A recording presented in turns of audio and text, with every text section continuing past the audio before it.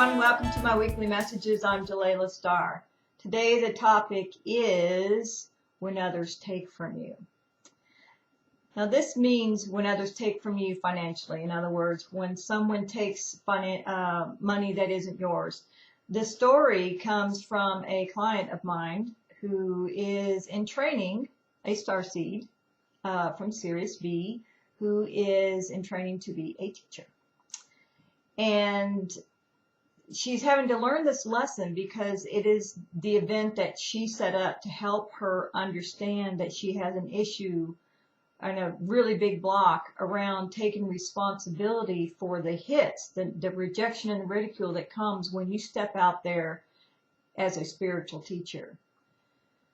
So here's how the story goes. Okay.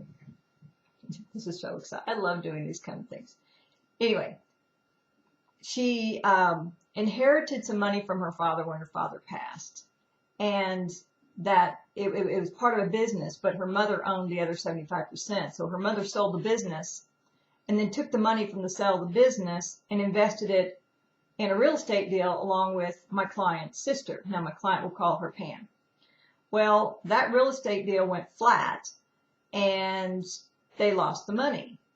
So Pam was trying to reclaim her inheritance by suing her sister for the 25% that is owed.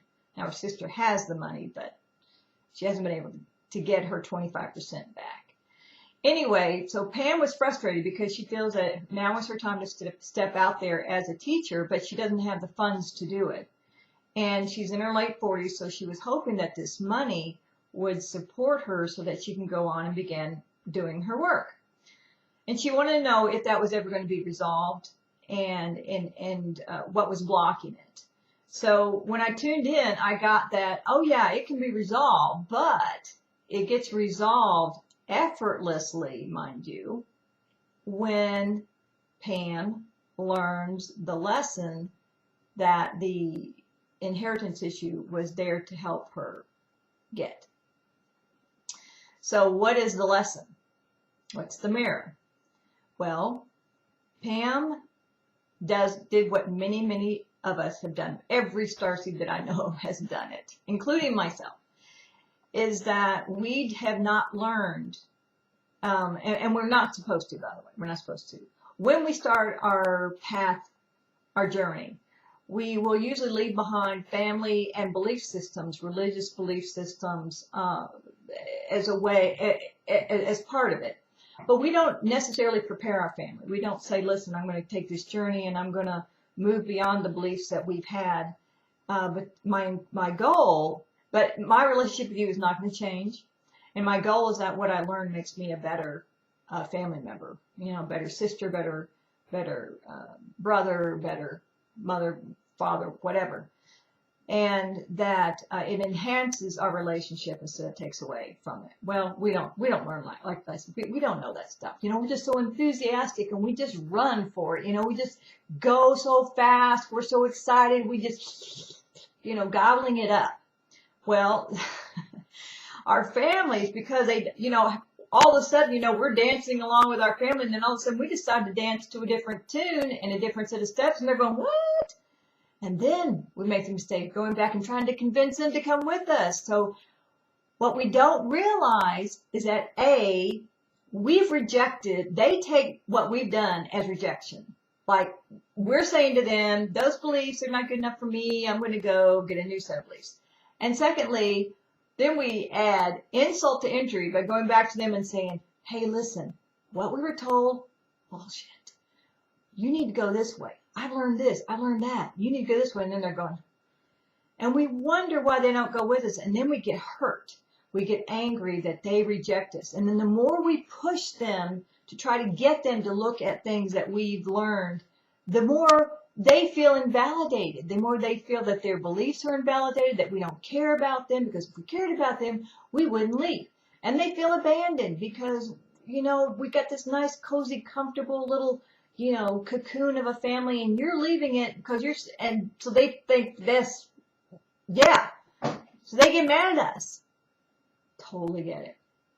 So we go for years. Sometimes we just run away from the family. We run away from our responsibilities for from the family sometimes. And then our family goes, well, they have totally flaked out. That girl's gone off the deep end. Well, that's exactly what happened to Pam. She left the family belief systems, and mind you, in a small European town where everybody knows everybody. So not only does her family think she's crazy, but the whole town thinks she's crazy. So she's like really ladled it on. I'm telling you what, she just got a whole boatload of rejection and ridicule. So she's been running her whole life and continued to run until the inheritance thing came up and she needed the money. Now she's going back to her family and she's like, yeah, give me my money. And they're going, nah, why should we work with you? So she's going, because it's mine. Legally, it's mine. Doesn't matter. She's not getting the point that what she did caused them gave them cause. She didn't cause it, but sent them the message that they weren't good enough. So they're kind of getting back at her for rejecting them or what they felt was rejection from her in the past. So it's all blocked up. Now, what's the solution? You tune into the guides go, okay, here's the deal. A, take responsibility for what you did. Take responsibility, and in taking responsibility, you take back the power from it. So she's carried all this pain of them rejecting her. So by owning the fact that she created the rejection, because you know what, they didn't change the steps of the dance, she did. She made the choice, so she needs to take responsibility for that choice. Go back and validate their feelings. That doesn't mean that you're wrong. It means that you're validating how your message was and how the pain that your message sent. Because when you do something, your actions send a message, and you're taking responsibility for how that could have hurt them. Okay, that's number one. So that's learning to take responsibility, which is what the guides are waiting to see if she will do. Number two, recognize the fact that when you do that, when you change the steps of the dance, you are going to shake up some people. And when people are shaken, when their beliefs are threatened, and beliefs are very strong, that's the foundation of your life. When someone comes and tells you your foundation is faulty, you're going to get scared. And the natural reaction to fear is rejection. Push away the thing that's threatening. So she needed to understand that as a teacher, she's going to face a lot of rejection, because part of being a spiritual teacher is rattling the cages of all the belief systems that have held people prisoner for eons on this planet. So when you shake those cages, you're going to scare them. And they're naturally going to react with rejection and ridicule. So if you can't own the fact that that's going to happen, if you can't be okay with that, don't go down that road. So her guides are waiting for her to make that decision, whether she could do it. So they sent her to me to help her understand, because see, I did it too. I did it. Oh, I did it bad. Anyway, so you have to learn. I said, so here's the thing, Pam. When you go out there, you're going to get some hits. People are going to write negative stuff about you. People are going to write crap about you that don't even know you, have never read anything you've done, never seen anything you've done, never seen you at a conference. They're going to write crap about you because of something they hear from somebody else. Because that's human nature. Anybody who's willing to step out there and rattle the cages is going to get walloped. So you have to learn to grow a thick skin. And the way you do that is recognizing that that is the natural reaction to your work, to your mission. And you're going to have to expect that. If they don't, that's great. That's wonderful. But most of the time, they're going to be upset. So you're going to have to take those hits. It's like being the president of the United States. Not everybody's going to agree with you. So you're going to have to take those hits and recognize that they have a right to respond. And you must honor that right, even if it is painful. Or that's why not everybody's here to be a teacher. If you can't take the hits, don't do it. Or as they say, if you can't take the heat, get out of the kitchen. So her guys were waiting to see if she could take the heat.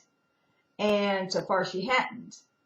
But now she was being forced to look at it through this issue with her sister and getting her inheritance.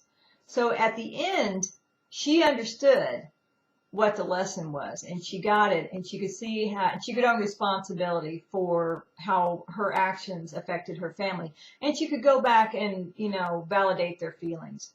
So as her guides told her, when you get this, when we realize that you're ready to move forward, that you can own this, you can take this, that money issue will resolve, because it was only there to get you to look at this to see if you can move to the next step and truly step into the role of a teacher. So I'm anxious to find out what happens in the end.